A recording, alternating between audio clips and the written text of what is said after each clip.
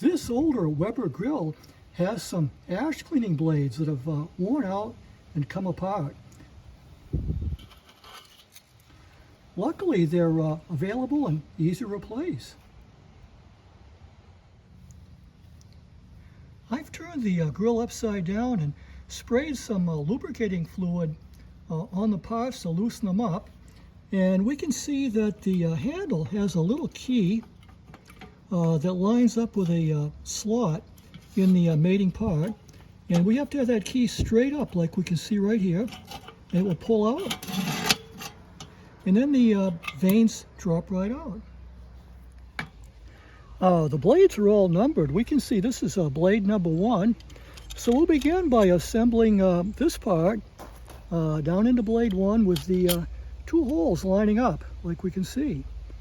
Next we'll stack on blade number 2.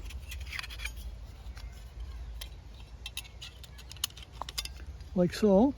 And finally blade number 3.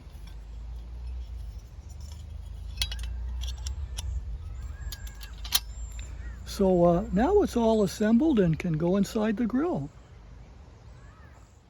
We're now ready to place the blades in the grill. In this grill, the knob is going to face out right here. We'd like blade 1 to be exactly opposite that position.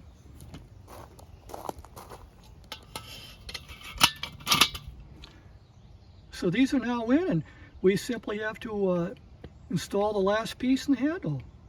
I found that some vice grips to hold the blades in place makes things a little bit easier.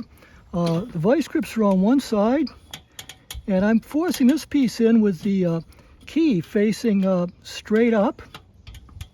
It's going to go in the slot, and then we'll simply rotate it 1 turn. So we've got this all assembled. We can see that when the blades are all the way one direction, they close off the air supply.